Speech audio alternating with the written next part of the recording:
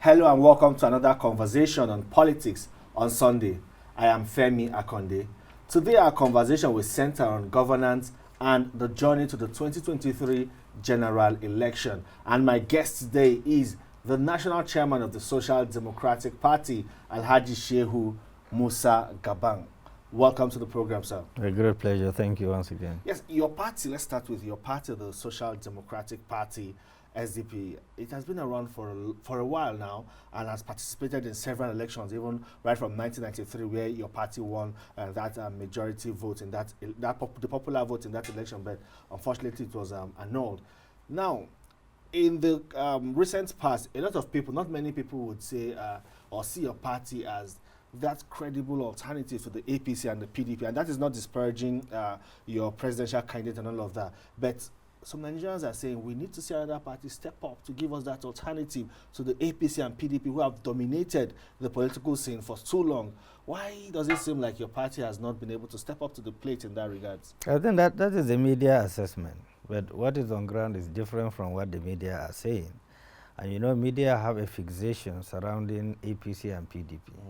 And if you are banking on what APC and PDP is doing, probably all the media houses will shift their attention to other parties. But I would agree it's just the media, even the voters, Nigerians. No, because we are now into vote buying.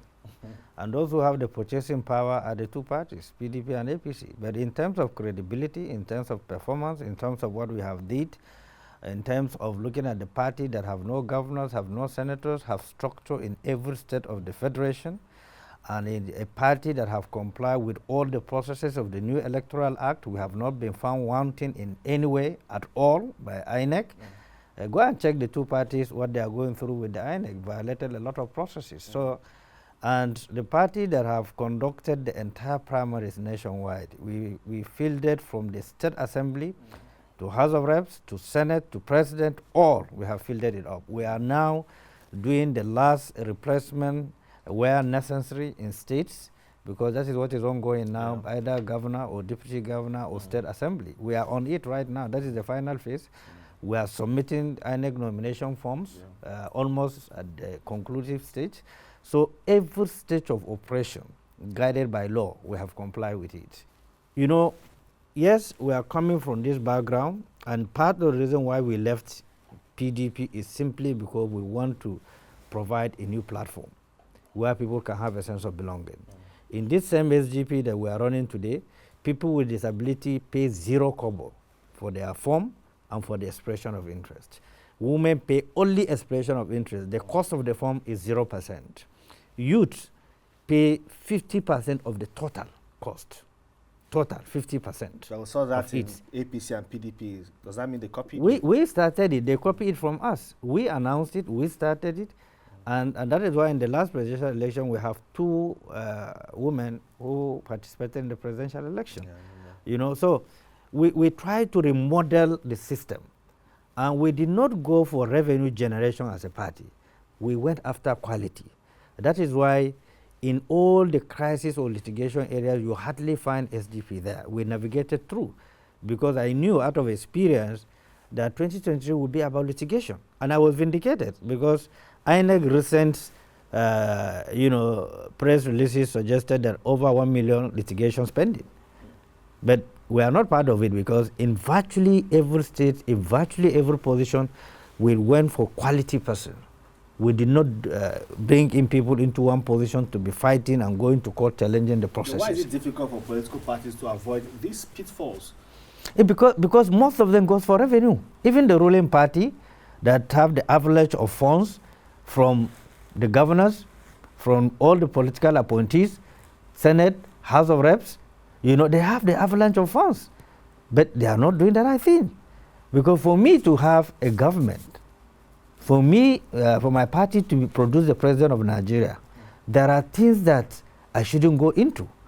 You know, but it's understandable a party that have no source of income, have no subvention from the government, is doing all this at its own cost and managing the entire crisis. And let's look at the presidential candidate of the Social Democratic Party. You have your own presidential candidate, and some people would say, some people have even chosen who the frontliners are. Some people will say, oh, it's between Asiwaju Tinubu of the APC, Atiku Abubakar of the PDP, maybe Peter Obi of Labour Party, and Kwankwaso of NNPP.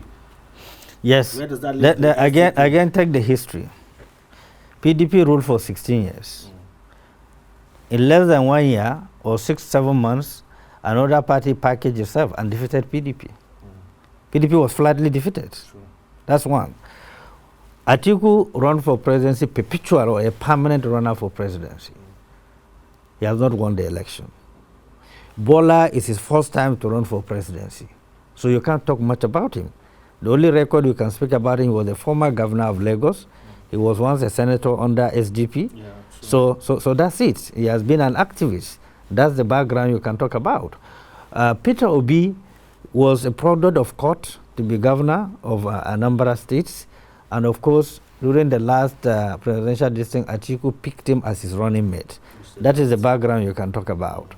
Now, if you look at our presidential candidates, you can narrate the history of former President Shagari, who wasn't a politician, or including Abiola himself. Abiola wasn't a politician. He was a friend of people who are in power, and then the running candidate, the front runner of SDP then was late Shehu Yaradua. Yeah. And because they were banned, Abiola was able to come in, and he was pushed in by people in government, his friends in the military, and so on and so forth. And because of that background, and because of the combination, and because of the issues at hand, you know, Nigerians have not seen anything bad surrounding his candidature and his deputy. Because the idea they were tabling before Nigerians are quite acceptable to Nigerians. Nobody factor in the issue of religion, the issue of tribe, the issue of region, and so on and so forth. What Nigerians are talking about, what can you provide for the country? What are the structural issues you are bringing into the system? What are the manpower development you are bringing in? What are the purchasing powers of Nigerians you are uplifting? So do you think that's what we should be talking about now, presently? Yes, this is what we should be talking about presently, because our presidential candidate is 50 years and 4 months. 2, he is a lawyer. He's an arbitrator in so many countries. If you read his background, you will know a lot about him. 3, he have grasp of issues. You cannot defeat him on grasp of issues, current issues and international issues. He's an entrepreneur as well. He's a media guru as well, and he's a very versatile on a lot of issues. And so far, there is nothing to suggest they have any excess baggage. So it's easy for you to market him, take away those who have excess baggage, market him, put him on the front burner, and deal with issues, because we have to deal with issues. Look at the situation of the country. Look at the Saudis, very homogeneous people. But look at the kind of barbarism going on there. People killing and maiming themselves. Look at the Northwest, very homogeneous people. Look at the barbarism and cannibalism going there. Look at how we are producing orphans every day. Look at how we are producing widows every day. Look at how people have turned into herbalists or going into a lot of things just to make money. We have lost capacity to develop the mental capacity, the skill of our youth. Virtually every young person is desperate to go into something that will generate money for him. Suddenly, he doesn't want to work. We have developed mentality of laziness. You know, and because of lawlessness, because of lack of deterrence, people are doing things the way they want to do it. Nobody is checkmating them. All this act of crime and criminality that is going on, banditry, is simply because you virtually have absence of governance in the whole place. If you go to IDP camps within the country, you will know that there's nothing like peace, there's nothing like dialogue. So we believe on those core principles. We believe that nobody negotiated with God to create him into the tribe that he is. Nobody negotiated with God or asked God to ask him to create a religion. Nobody manufactured or created a land. So what would you say about people who have brought religion to the front burner and want to use it as a basis for or as a subject of discourse in Nigeria's political landscape? They are highly unpatriotic. They are anti people. They don't believe in the sanctity of process. No country is perfect on earth. Look at America. Have all the fundamental structures very solid, but crimes happen every day. But simply because even though they are the champions of freedom of expression, freedom of whatever you can think of, and we copy their system of presidential system of government. But you can see that if you commit crime in America, within 30 minutes, they will track you and know where you are. Nigeria left its airspace so vulnerable. You can commit any crime, nobody can trust you. People can go on bike with AK-47, nobody will track them. People will go and wipe out villages, nobody will track them. And we think things are normal, and we are talking about our differences. We are talking about this is my tribe, this is my religion, this is my what? Yeah. This is how low we have become. Nigerians are very sophisticated, very sound-minded people. But we have localized our thinking. We become so pedestrian in dealing with national issues. So blame it on the politicians. Politicians are largely responsible. I can say that. I will not run away from that because they polarize the society. And simply because of poverty and weaponization of poverty, it's easy for a politician to mislead people from his community, to tell them that, look, maybe they chase me out of government because I'm this tribe or I'm of this religion. But there's no single minister who resigned because of inefficiency of government. These ministers ought to have resigned because of inefficiency of this government, lack of capacity of this government. Have they resigned? Rather, they're trying to defend the defenseless. Because in a situation where you injected trillions of naira to buy weapons and you negotiate on behalf of the country, those weapons will be operated in a particular zone. You have not factored in the possibility of snowballing of the crisis into another zone. How do you defend that as a government? This is not what we anticipated. This is not with what we thought of as a nation. Given the brilliancy of the citizens of this country, there's nothing that you can put on the table that they cannot dissect and come up with something that will take the country forward. Okay, let's talk about the voters now. You know, they are the ones that will determine who governs the country in the next political dispensation. How sophisticated would you say Nigerian voters are to choose their leaders without being induced or influenced? No, those who are the institution that have demonstrated sophistication right now is INEC. We must give credit to them. We must give credit to the chairman of INEC. The innovation is second to none. You know, he have done something marvelous. He have taken 80% corruption in INEC. There's no any physical contact in submission of documents. Through my system, I submit my documents. There's no any harassment anywhere. Unlike before, you submit your document will get missing, a lot of issues, a lot of troubles, a lot of disorganization in INEC. The beaver system INEC have produced is the best in the world because it sanitizes the crisis surrounding polling units. Now, when it comes to the voters, I have not seen a lesson yet from the voters. I haven't seen that lesson that we have to go after quality. We have to go after decency. We have to go after history. What happened to us? Where are we heading to? I haven't seen that sign. Let's take a break at this moment. We'll return to continue with our conversation. Don't go away. The All Progressives Congress has appointed the Governor of Plateau State, Simon Lalong, as the Director General of the Presidential Campaign Organization. The announcement of this appointment was made after the leadership of the party visited the presidential villa to inform President Muhammadu Buhari of plans and programs ahead of the start of campaign next month. The party's vice presidential candidate told State House correspondents that the opposition is already jittery about the Tinubu-Shettima presidential ticket and are seeking to use blackmail to discredit them rather than sticking with issues. Asiwaju Bola Ahmed Tinubu has a track record of excellence. If you keep on swapping to throw stones at every dog that barks, you will not reach your destination. We will not threaten insult and lies and mischief. We have established track record of excellence. Let our opponents show what they have done in their respective states. Ladies and gentlemen, let's discuss issues. The opposition People's Democratic Party is still in search of peace, and it is desperate to mend fences between their presidential candidate and the governor of Rivers State. The party's board of trustees set up a committee to reconcile the two political heavyweights and was also able to facilitate a face-to-face meeting between Atiku and Wike, but it still seems they were unable to bury the hatchets.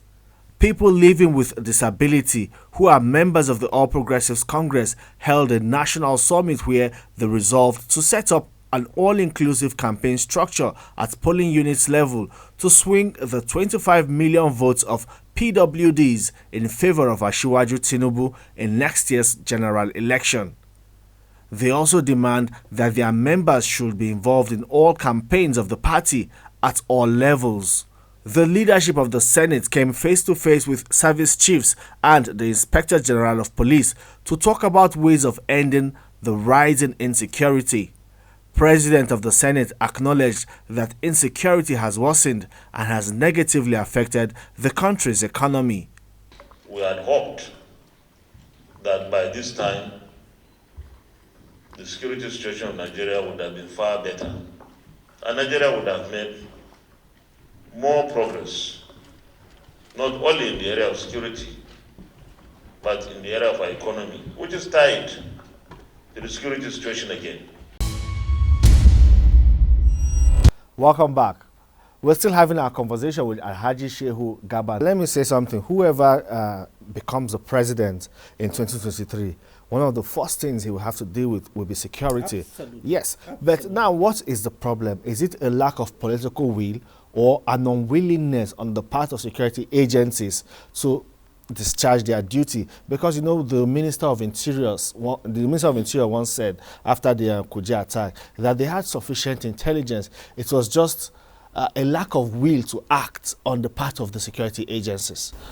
No, I don't think it's on the lack of the security agencies. It's a lack of will to act on the side of the president. The security agencies are under a command. And the president is the president and commander-in-chief. Every operation that will take place in Nigeria, he is the commander of that operation by virtue of our constitution. Now, if the security agencies, the SSS, have supplied sufficient intelligence to various segments of the security agencies, and there's no directive for them to act, who do you blame? So we are in a kind of a lawless situation. The nation is on autopilot, and unless the president sits up and understand that the country is sinking, and the history is stuck to him, that is allowing the country to sink. As someone who have security background, who was a military general, who fought civil war, who fought Metasine war, who was a governor general, who was a minister of petroleum, and who was elected as the president and commander-in-chief, Nigerians would be killed under his watch, killed, maimed, nothing happened. Villages would be wiped out, nothing happened. Foodstuff would be wiped out, nothing happened. What do you expect? You expect recession. Nigeria is still on recession. It is a lie. It's not. We are deeply in recession. We're even hearing that the excess crude account has been depleted or is depleting. It has been sold in advance, according to statistics that have been generated. So whatever that is being carried away have been sold in advance. There's no remittances. You have your own account, Accountant General of the Federation in Kuje prison for taking away public funds close to $1 trillion. He has been granted bail. And again, he has granted bail of 5 billion, I think. Is it 5 billion if I'm correct? What kind of country are we running? Where is the executive arm of the government? Where is the legislative arm of the government? Where is the judiciary arm of the government? Because these are the pillars of a nation. But the legislative arm of government, especially the minority senates, the minority senators, gave the president an ultimatum that within 2 weeks, or so, they gave him a period of time to fix security, within 6 weeks to fix the security situation in the country, or he will be impeached. Do you think they are just playing to the gallery? No, no, no. You see, they are not the minority. That was a decision that was taken at the executive session in the parliament. So who chickened out? Well, those who chicken out are those who are pro-establishment, who want to continue to milk the system. But what they did was patriotic, was courageous, and every patriotic Nigeria should stand with them. And there is no dichotomy of minority or majority, because the killing have no minority, have no majority. The killing affects everybody. It takes a dummy to bring dichotomy that these are minorities, these are majorities. Because those who are killing, who are kidnapping, who are maiming, they don't leave it because you belong to party A, B, C, and E. But from what we saw, you know, when they staged the walkout, the impression that was created is as if it was the decision of the minority group. They are the courageous people. But I can tell you that APC members participated. In the picture, you see senators of APC, in that struggle. It takes a coward not to understand that this battle is at the doorstep of everybody. The parliament were sleeping for a very long time. They just woke up from their slumber. And they discovered that the battle is at their doorsteps. They are not safe. They can't move anywhere without security agencies. They cannot organize any program without array of SSS, police, NIA, all sorts of things around to protect them. That shows that something is wrong. The system is collapsing on their head. I saw Ahmed Lawal today, even yesterday when they were having a meeting with the service chiefs. He admitted clearly that the economy is not moving an inch. No investor is coming into the country. He said it. I'm quoting him verbatim. Now, is there any admittance of defeat more than this? But he has not allowed lawmakers make a decisive He cannot move. do it. He said day one that he is not there as a Senate president to oppose the government. But he doesn't understand the robustness of democracy is about opposing things that are not popular. That's what the parliament is all about. And they have the oversight to checkmate the excesses of executive. If war has been brought into the federal capital territory and government agencies are barricading their ends, then the citizens are at the mercy of criminals, non-state actors. Because what I saw of recent, you see military, police, barricading, reinforcing around the areas. When you are passing the force headquarters, they have blocked that road. You have to take one way. And these are people that have been trained with the Nigerian money in billions, in trillions, and they've been given arms, and they are barricading themselves. Instead of, adding the duty beats, put more enforcement around the area. But when you show that you've been defeated psychologically, you are on defense, then the nation is on its knees. Basically, this is what we are going through today. So will you blame governors and even people that have suggested in public that maybe citizens should be allowed to bear arms because it's getting to that point where we have to defend ourselves? I agree. If your citizens should bear arms at this level, then nothing can stop the kind of crisis we will go through. Situation must be under control before you look at those possibilities.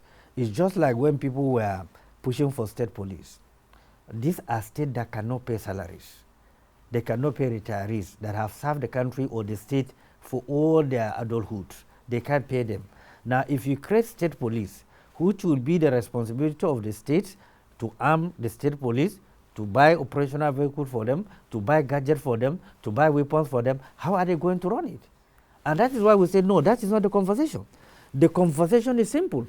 Convert all the paramilitary establishments into an operational force, into combatants. They are already employed by government. They are already on salary scale. All you need to do is to train them into combatant force, remaining where they are. And then when you have a challenge, you have a manpower to deploy.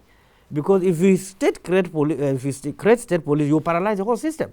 Look at these new security agencies created by the state. They are already terrorizing the states. They are already terrorizing people who goes against the governor. And look at the governors that go against people of their state that are not the same dialect with them. And these are the same characters who want to be president of Nigeria. And you think we are not in trouble? If a governor can discriminate against his people of his own state simply because they are not of the same dialect, this is not the same tribe, because in every state you find different type of tribes. They discriminate against them. How will you qualify such people to lead the country? How would they lead the country if they cannot lead a small state? It's grossly impossible. So yes, the president must take responsibility for what the country is going through. I don't blame the service chiefs, because we have seen Obasanjo's tenure. We have seen how decisive President Obasanjo was. We have seen how he have taken the issue aptly, forcefully, and he created deterrence and everybody went under. We have seen how Obasanjo removed a serving governors. He removed that emperor in their mentality. They were humbled. They subjected themselves to the system. In a democracy, sometimes, whether you like it or not, in a situation where the law have locked down, you have to break the law and get the law right. Maybe Obasanjo followed the hard way, and the President Muhammadu Buhari, seemed to be constrained by due process and a lot of that. There is no due process that constrains him.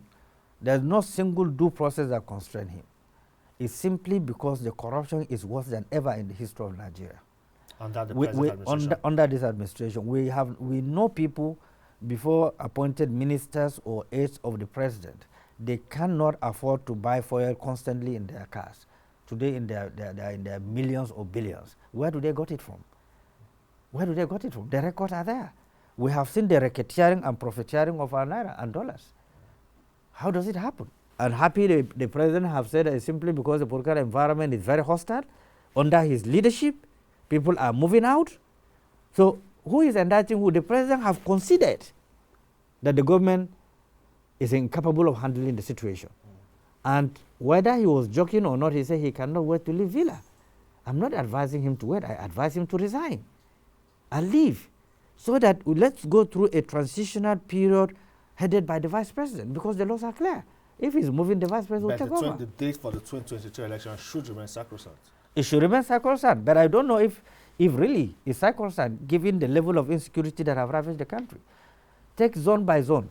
In every that would be an indictment on a man who says that he wants his legacy to be a smooth civilian-to-civilian transition. Absolutely. He said it more than 20 times. He wants to leave a legacy of free and fair election. He have never produced one legacy of free and fair election. Not single one he has produced of free and fair election.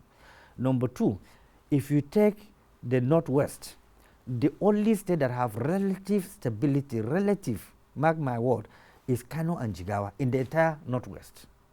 If you go to the Northeast, the only state that you have relative stability is Bauchi and Gombe. If you take the Southeast, there's no single state you can take out.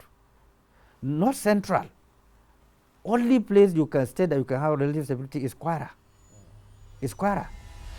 Southwest is a mixture of all. All right, thank you so much, Alhaji Shehu Gabam, National Chairman of the Social Democratic Party. Quite an interesting conversation with you. Thank you very much. Thank you so much for your time on the program. See you next time.